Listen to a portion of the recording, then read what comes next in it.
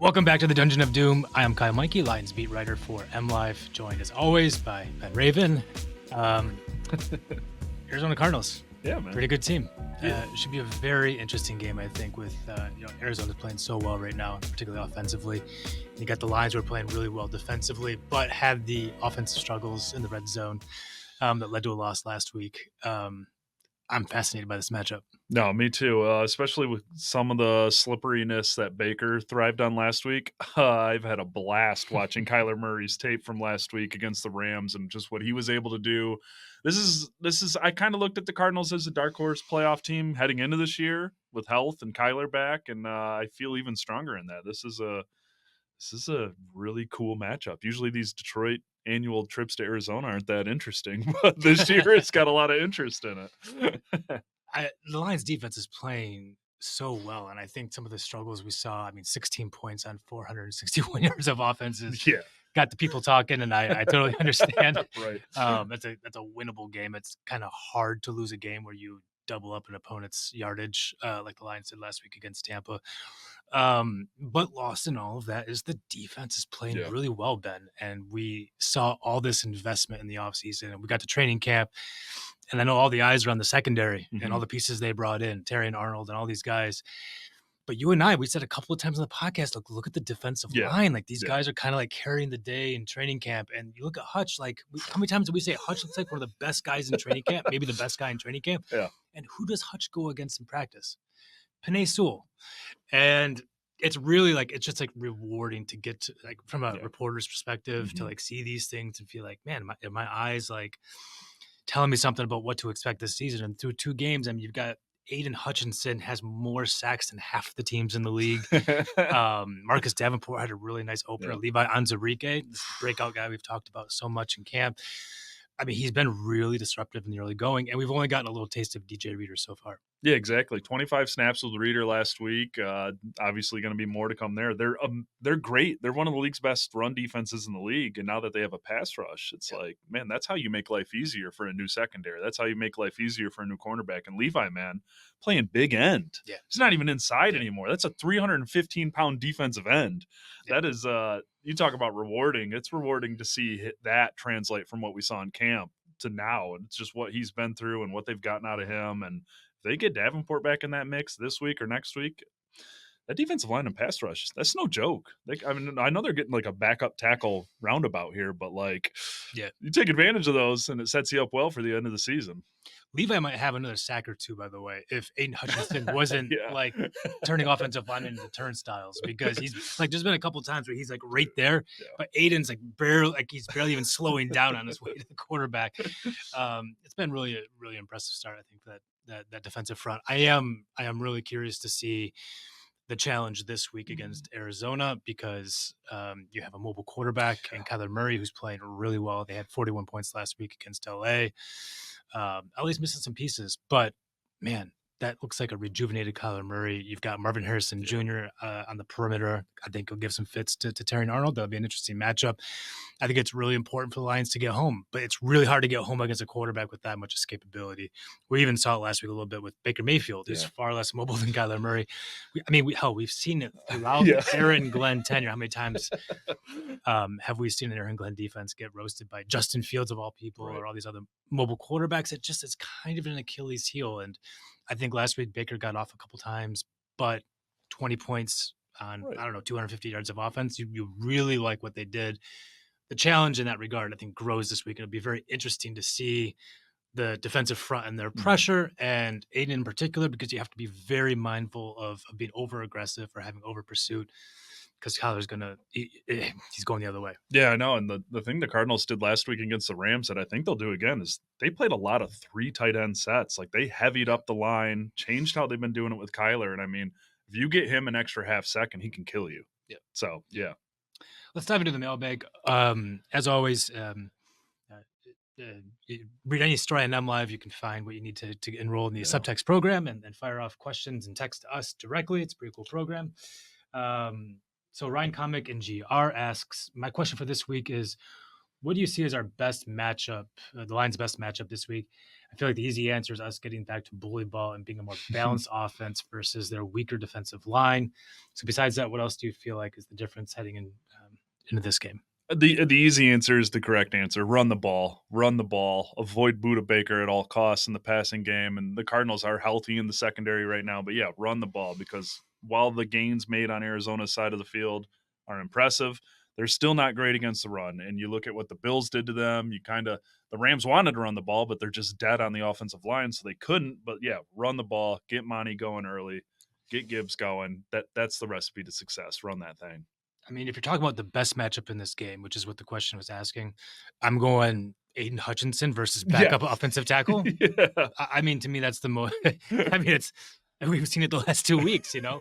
And listen, we're gonna see Aidan Hutchinson go up against some awesome tackles eventually, but you can only win the rep in front of you, and this is what the greats do. I mean, Myles Garrett isn't beating the Penei Sewells of the world every single week. He's also eating for lunch some of these, terrible tackles and backup tackles. I mean, it's the NFL. This is how you do it when you're an elite player. And we've seen Aidan Hutchinson be borderline elite, I would say. He was very good as a rookie. I would say he's borderline elite last year. The pressure numbers were certainly there. But, I mean, to be that elite class, you do have to get sacks. As, like, I don't know, fickle as that number can be when it comes to getting home, the greats do it. And now we're seeing Aidan Hutchinson do it. He's doing it against backup tackles.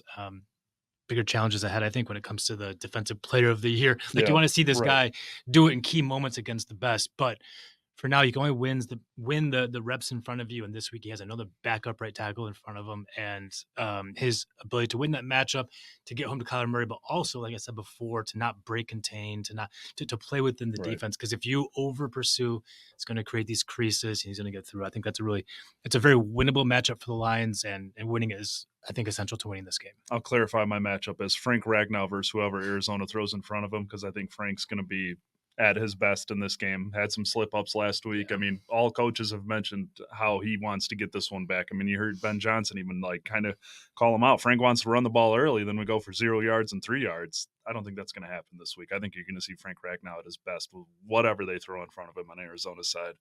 When was the last time Frank Ragnow played back-to-back? Exactly. Games? I don't know. Yeah. No, I mean, really, like, I have no idea. I don't have that answer because it doesn't happen. Been a long time. On Aidan, like, I know we both talked to him yesterday in the locker room. It's interesting to watch him on fire to open the season, because I feel like personality-wise, maybe he's evolving just a little bit in year 3. Like, he's opening up maybe just a little bit. For as great of a player he's been, even going back to his rookie year, he never really says that much, and that's fair. That's not, it's not in the contract. That's not why he's getting paid. Some guys are good at explaining the game, or they want to, and some guys don't. And either bucket is fine with us. But it is interesting to see Aidan Hutchinson now in year 3 with all these sacks coming and entering the national discourse in terms of the elite, and to see him maybe growing more comfortable and speaking a little bit more for the locker room. And I saw him do he talked to us in a big group yesterday, and I saw a couple different reporters go up to him one-on-one afterwards. I think I could probably count in one hand the number of times he talked one-on-one in the locker room last year. I saw him do it twice in a row yesterday. It's just kind of interesting to see Aidan maybe growing into his own a little bit. Yeah, that's 3 times in 2 weeks, because I got one week 1 and I was like shocked he said yes, and I was like, oh, one-on-one with Hutch? This don't happen. Usually Greg's not too far away. Shout out Greg with Lions PR. But yeah, no, absolutely. And he's a little looser. He's a little more real. Like, he was great after the game on Sunday too. So I would agree with that. Yeah. It's not just the guess what he's going to say ahead of time anymore. Adam Herman wants to know, hey guys, it seems like the running game is struggling. I haven't looked at the stats, but why are we not running David Montgomery down the throats of opposition and imposing our will? It seems like we are getting cute and paying the price late. I think there's some things going on here, Ben. I agree that they got a little too cute last week, particularly in the red zone. At the same time, I think that, like, we're so hung up on this, like, idea of David Montgomery just running down the throat of the opposition, which we saw it extensively last year. We saw it in overtime, right? Like, we're all kind of hanging on to that memory. I have it here: 5 rushes for 46 yards. I mean, it was just chunk play after chunk play after chunk play until he's at the goal line and just runs it in behind Frank Ragnow pancaking a guy. Yeah.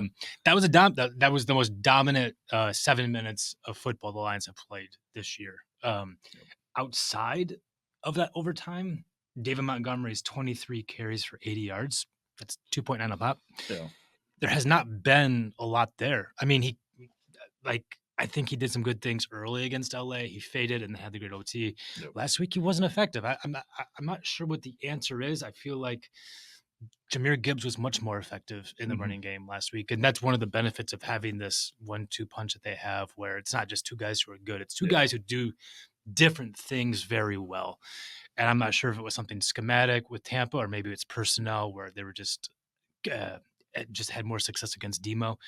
But watching that game, I wasn't really thinking run Demo more because when I saw those runs, they weren't going anywhere. So I don't know. I don't know what the answer is, but clearly this team's identity, for as much as they can pass it, and they just passed 55 times last week, but their identity is physical, run it down their throats kind of football, and figuring out a way to get back to that obviously is essential to getting back to the efficiency of this offense. Because if anything else that the offense is struggling with right now, I think the number one thing is efficiency. It's all over the field, but particularly in the red zone. That's just not an efficient offense right now. It was weird to see a role reversal last week, too, because Gibbs was largely ineffective in the passing game, even though he had 7 catches for like 19 or 20 yards. And Demo was actually very good as kind of like that valve. But the only aspect I was truly surprised of last week is when Vita Vea went down, missed most of the third quarter, missed all the fourth quarter. I was a little surprised at some of the cuteness, especially in the red zone, because I'm like, man, just get on Frank's butt and run up the middle. Vita's not in there anymore. So that's the only, because they were down to their third string nose tackle even last week in the second half. But no, it'll come. There's no loss of faith in that running game. There's no sway of what they want to do and who they want to be about. But I do think there was just a couple 2 extra shots of cuteness last week for sure. I think Ben Johnson would tell you that, particularly in the red zone, right? Because they got 461 yards of offense. Moving the football wasn't that big of a problem, which is kind of interesting because it really wasn't efficient. I mean, even look at like the guy of the day was Amon-Ra St. Brown, 11 catches, 119 yards. You like that. Look at the other number in his box score, 19 targets. 19. Like no one was that efficient. Maybe JMO more than anyone. I don't know. But it was true in the running game too. And they were still able to move the ball against a really good defense. And you like all of that. It's finishing in the red zone. That's I mean, 1 of 7. The 6 empty trips into the red zone. That's a high for any team in the NFL since. Yeah. Have you seen the stat? I've not. I'm ready. 1981. That's so it's not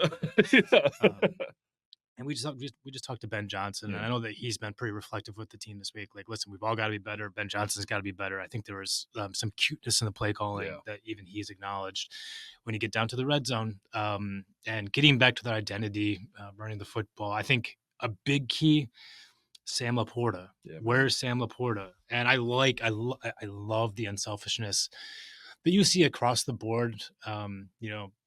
With this team. It's kind of a cliche we hear a lot about. It's kind of a cliche we hear a lot about with guys sometimes around the league. But the truth is, there's fame and fortune at stake, and guys want the football. And I can say, as best as I can tell, spending every day in that locker room, Amon-Ra St. Brown is genuinely fine with 3 catches for 16 yards if they win the football game.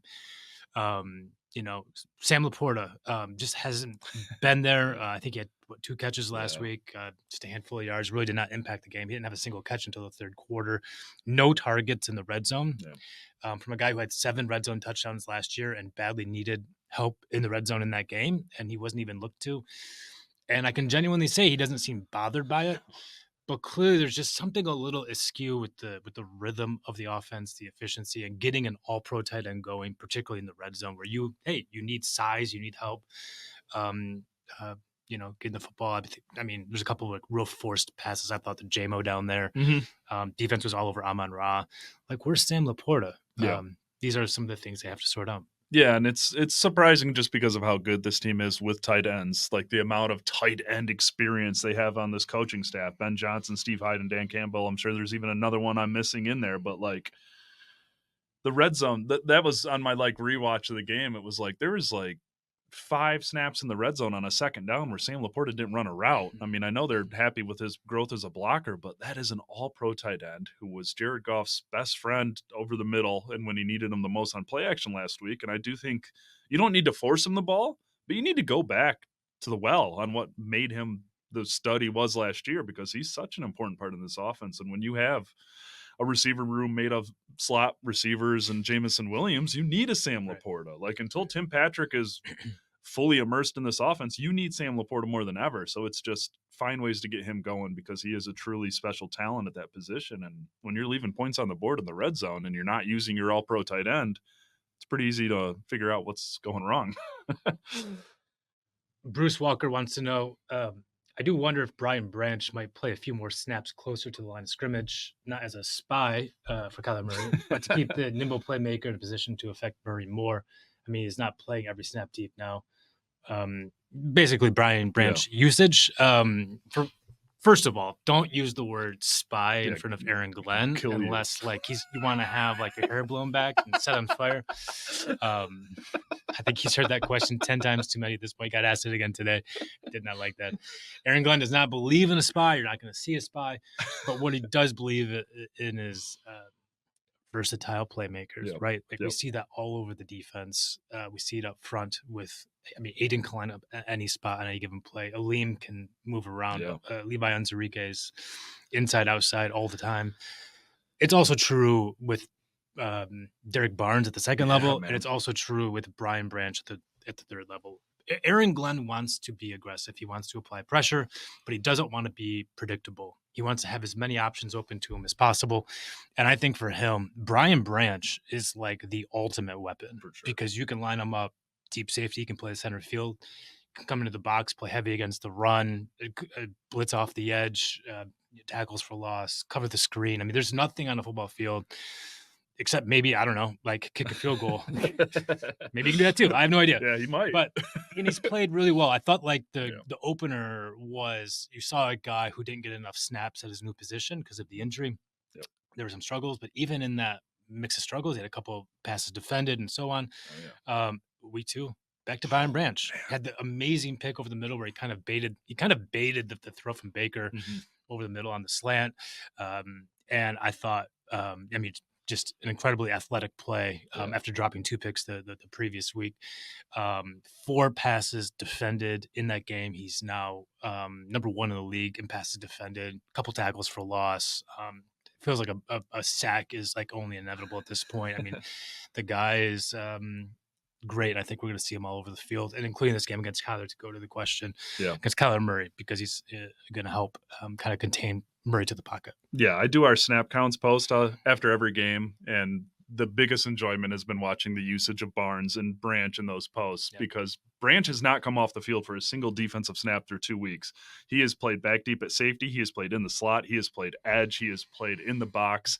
I think that could be a key to success against Kyler, because I have zero concern. I know he missed those 2 tackles in the opener, but like I have no – Brian Branch is one of, if not this team's best tackler, not named Alex Anzalone. And I think with Anzalone kind of a question mark for this weekend, who knows? Concussion protocol, you never know. But like getting Branch in the box more for sure should be a focus for this defense. Don't spy him, but have him kind of patrolling a little closer to the line of scrimmage. And I think that could be a recipe to success, because he is a very, very special, cool player.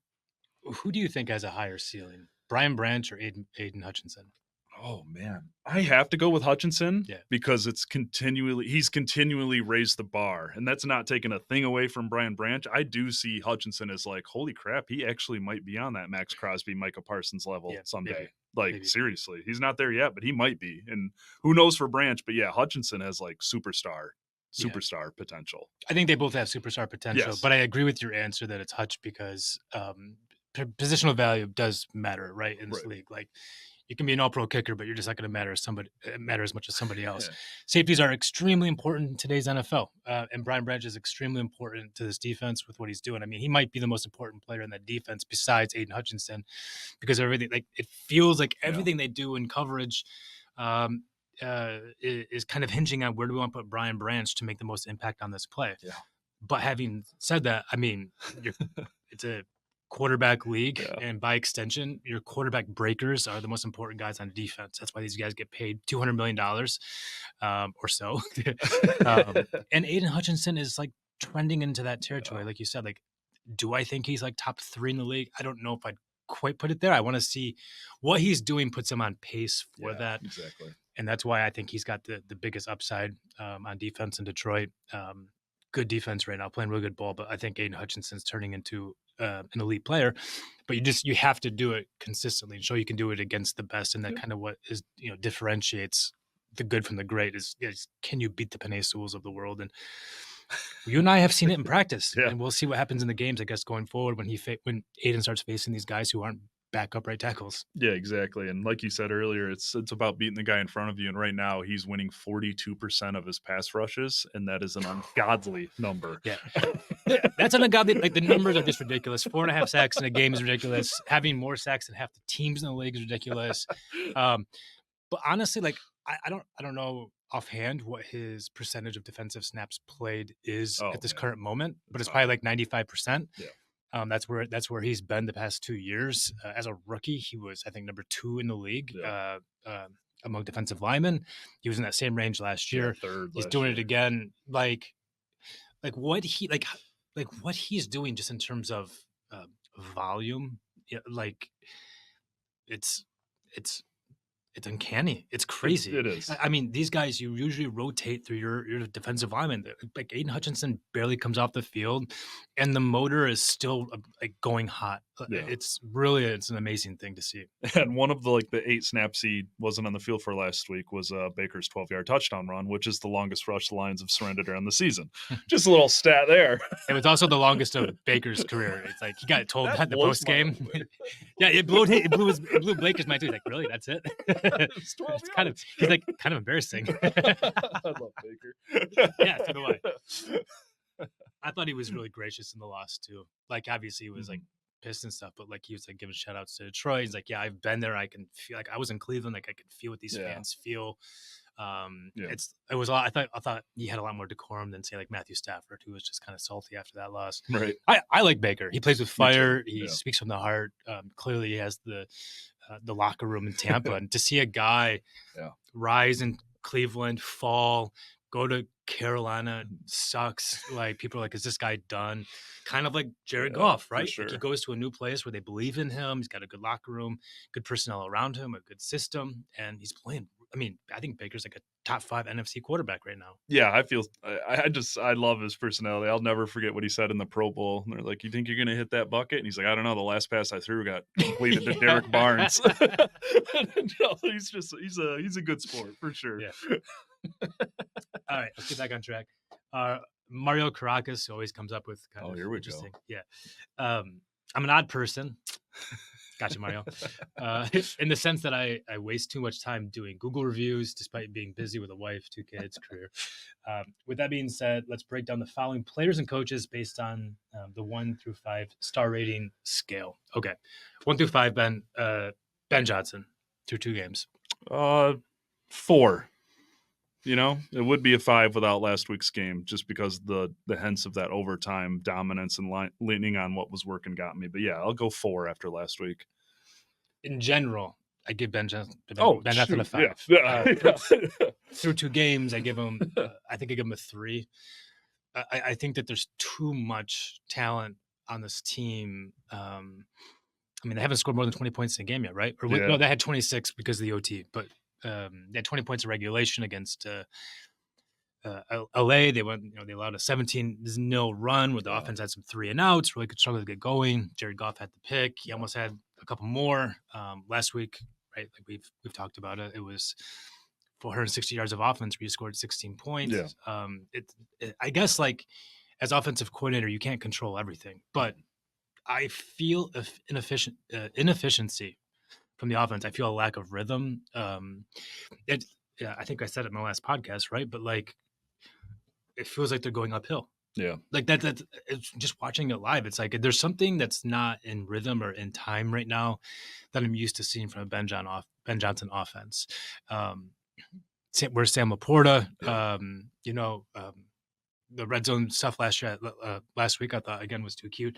Like, you can't put everything on Ben Johnson, but I think that it's hard to give him much more than like a 3 out of 5 when you have this much talent and this much experience, having this much of an issue, scoring more than 20 points. Yeah. I probably should have done 3, but I loved that 4th and 1 play call design to Jahmyr Gibbs so much last week that I think I bumped him up to 4. That was a great play.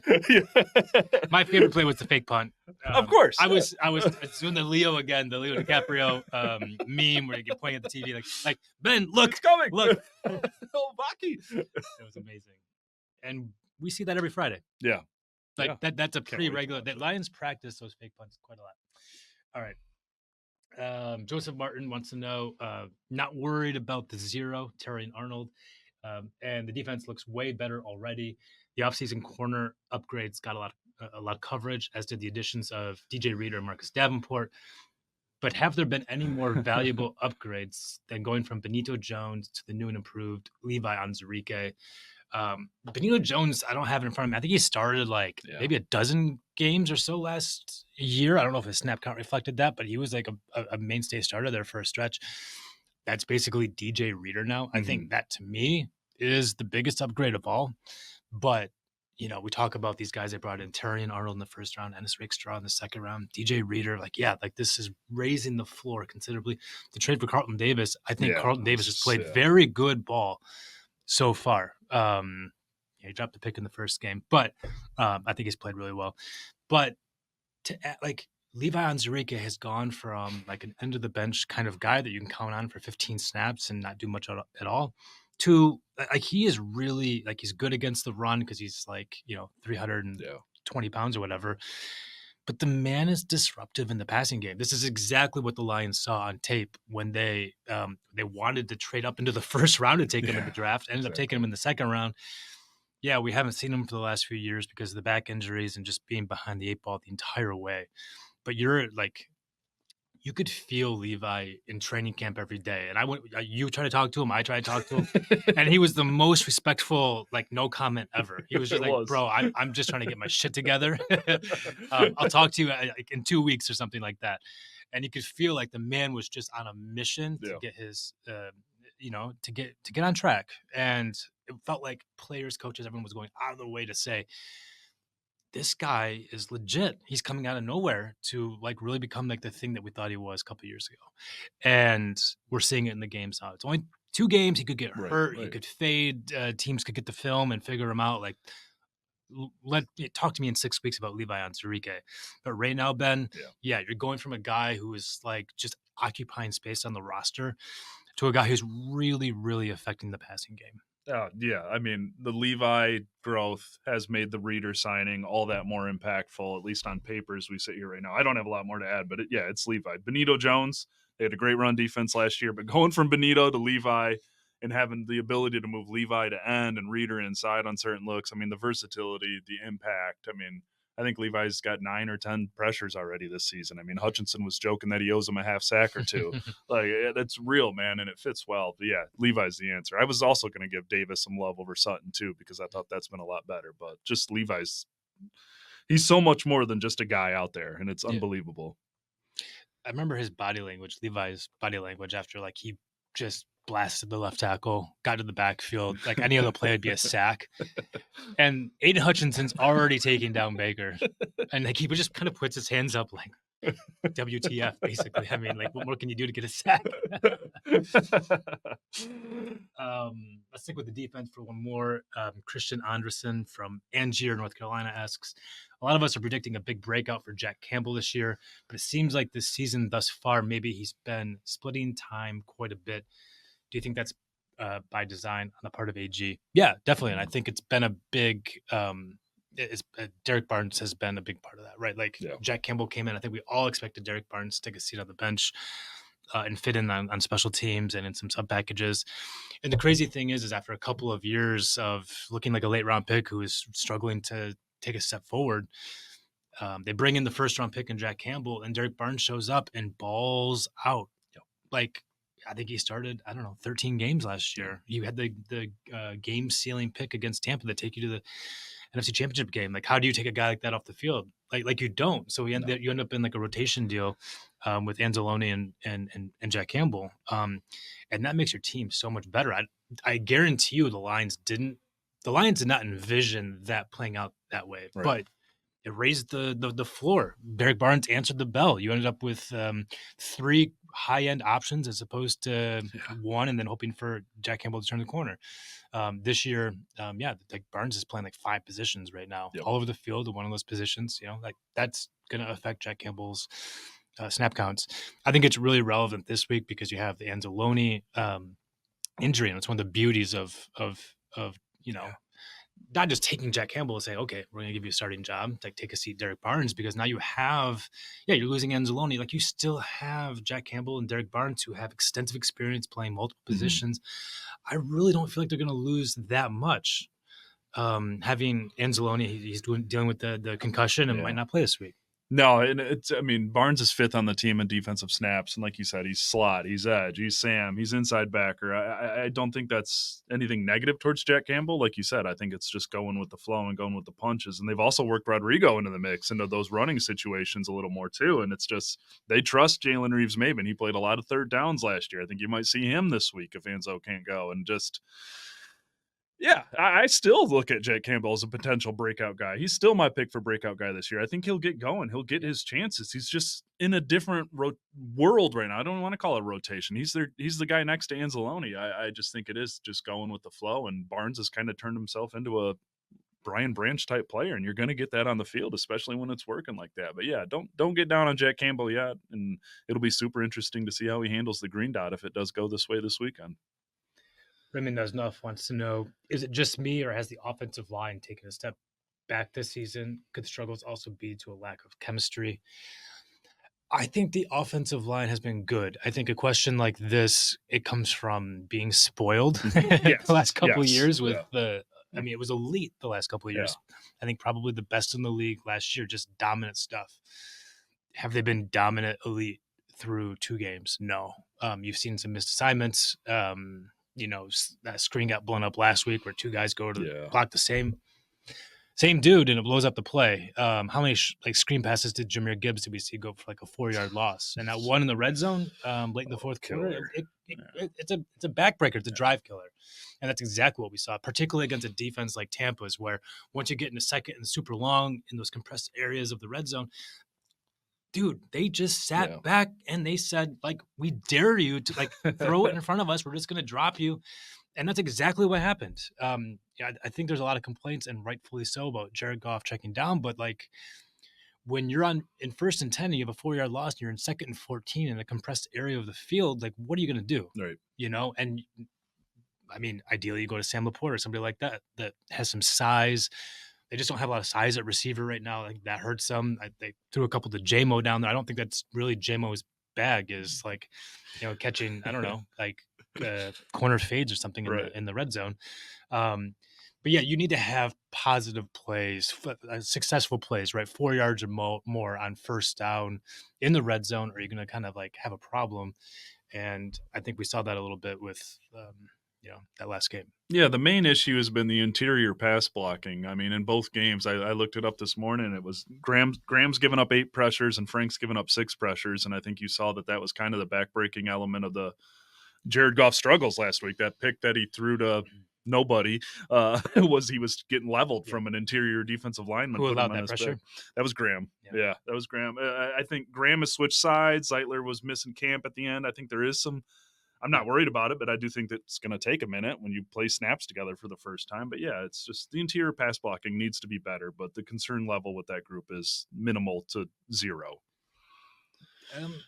Yeah, I would agree. I would like to disagree, but I thought about it. I know. I can't worry about that group. No, because Taylor's been solid. Panay's been Panay, maybe a slightly below his level, but he's been I think he's, he barely even practiced last week. And he's been good. We're splitting some hairs here. But yeah, it's on the interior. I saw Frank a few times last week, really just grasping at windmills, basically.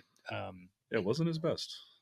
Yeah, and Graham is he's always been I'm trying to think of a comp. I don't know if I have one, but he's just been a really solid player who's not flashy in any kind of way. But just at the end of the day, you look at the numbers and it's wow, that's a guy who produces. Yeah.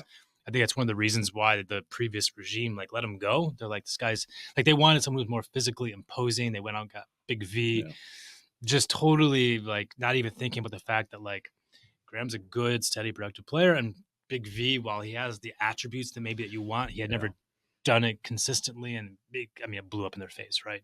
And Graham eventually came back here, and now is the guy, and played really well last year. It hasn't been there so far for Graham. I don't know if it's like switching from the right to the left side or injury. Like, he's not practicing this week so far. We're taping this on Thursday, so we'll see about this weekend. It could be nothing, but he has a knee going on. So Zeitler, the right guard, barely practiced in training camp. So maybe there is a chemistry thing going on. I don't know if it's chemistry or not, because the rest of the line is super experienced. Zeitler himself is really experienced. I think this is like his 8th year. Yeah. He's in the Pro Bowl last year. I don't know. It's hard to pinpoint, but just like the rest of the offense that we've been talking about, Ben, it's like lack of rhythm, timing. Maybe everything's just a little bit off compared to what we're used to seeing. And I guess my concern level would be higher with like receiver, for example, because there's lack of track record beyond Amon-Ra. It's lower on the offensive line because they have such track record and such ability there, and so many guys who can really ball.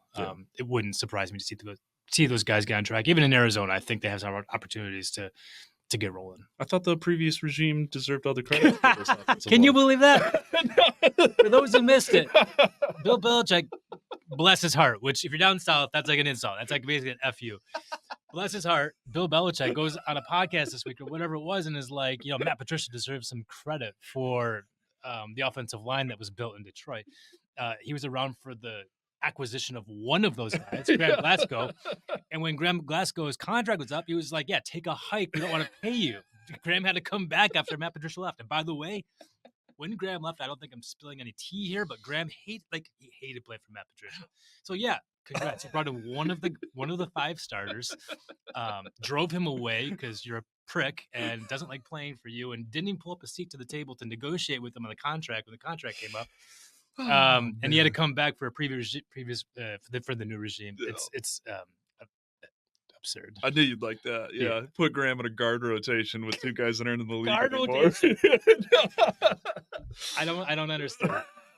I don't understand. Just like so much else. Okay, it's time to go to practice. Yeah, let's go to practice before we get yelled at. Good stuff. We got Lions Cardinals on tap on Sunday in Glendale, Arizona. I'll be down there. Ben and I will be coming to you via the magic of Zoom this weekend. Put some sunscreen on. We'll see.